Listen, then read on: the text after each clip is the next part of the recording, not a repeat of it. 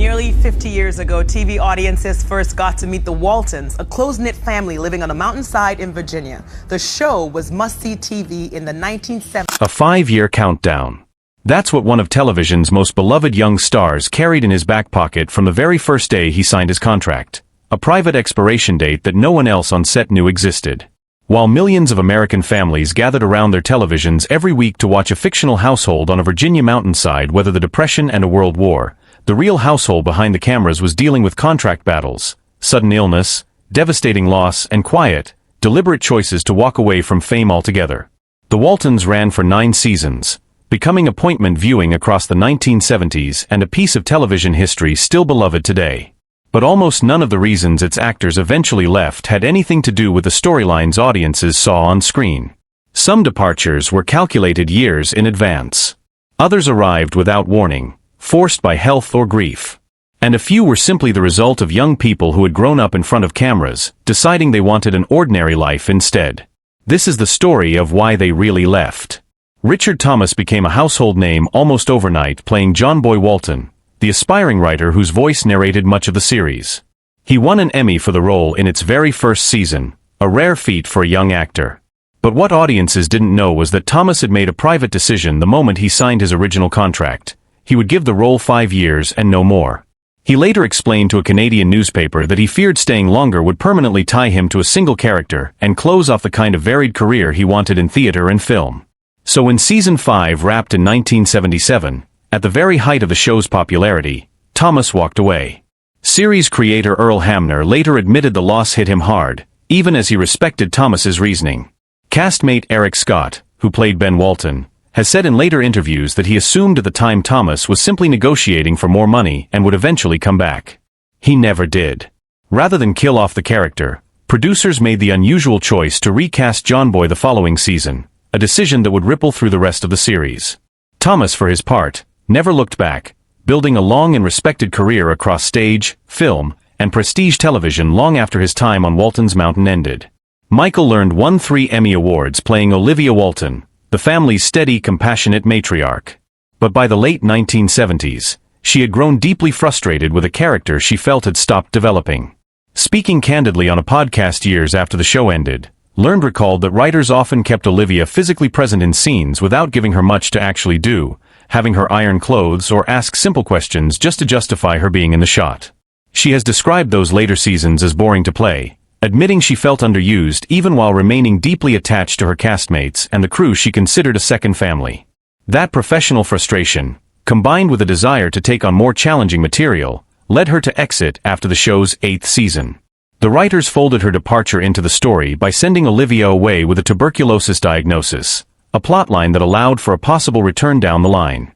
Her exit came not long after Richard Thomas's own departure, meaning the show lost 2 of its central parental figures within a short stretch of time, a shift that forced the writers to lean far more heavily on the Walton children and permanently changed the show's center of gravity. Has said many times since that she never regretted leaving, even as she acknowledged how emotional it was to close the door on a role that had defined nearly a decade of her career. Ralph Waite appeared in every single episode of The Waltons for 8 consecutive seasons as Patriarch John Walton Sr., a remarkable and unbroken streak considering how demanding a role like that becomes over the years.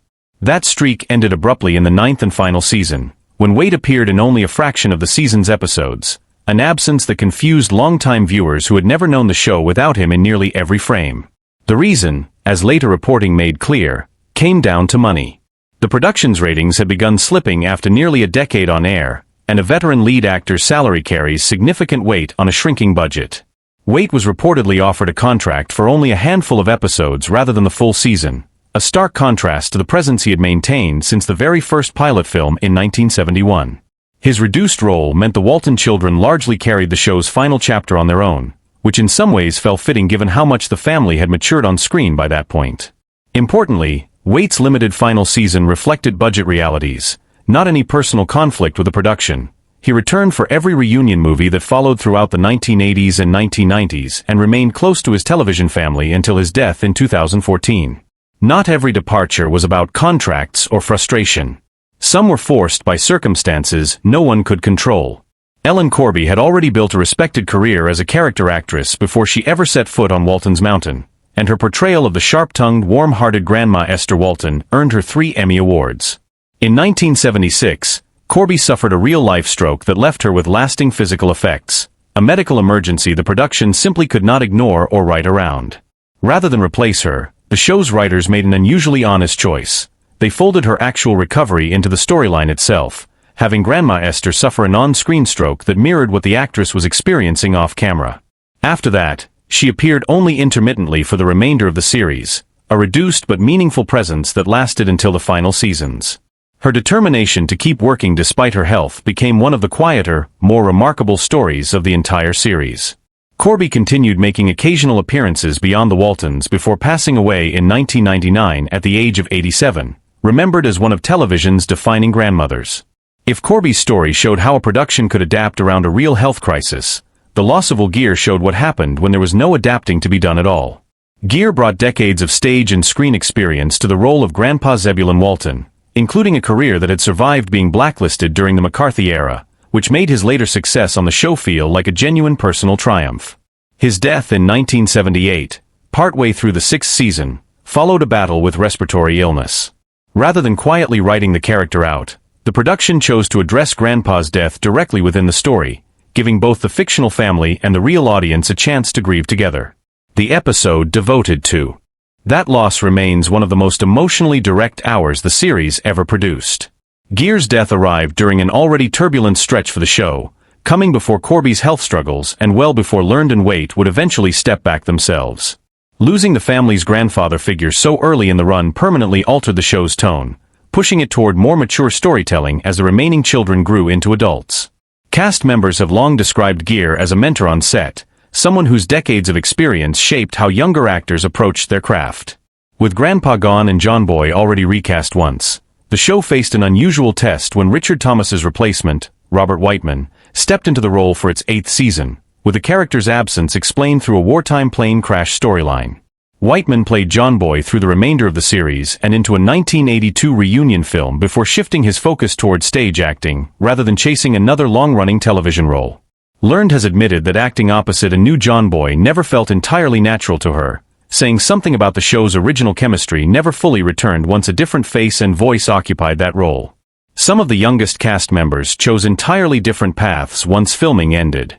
Cami Cotler, who played youngest daughter Elizabeth for all 9 seasons, has explained that after the series wrapped in 1981, she auditioned for a few roles but found the process far less rewarding than the steady creative community she had known on set. That realization pushed her toward the University of California, Berkeley, where she earned a degree in social sciences, eventually building a long career in education as a teacher and later a school principal.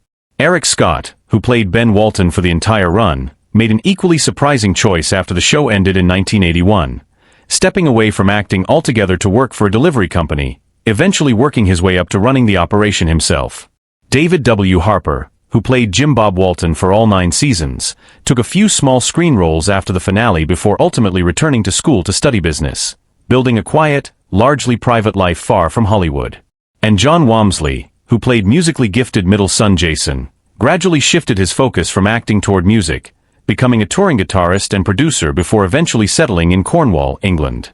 Taken together, these stories reveal something the show itself never could, that behind every warm porch light and every family dinner scene on Walton's Mountain, real lives were unfolding with all their complexity, fragility, and quiet courage. Some left chasing ambition, some left chasing peace, and some had no choice in the matter at all. Nearly 50 years later, the reasons these actors walked away say as much about resilience and honesty as anything the show ever put on screen, and perhaps that's exactly why Walton's Mountain still feels like home to so many.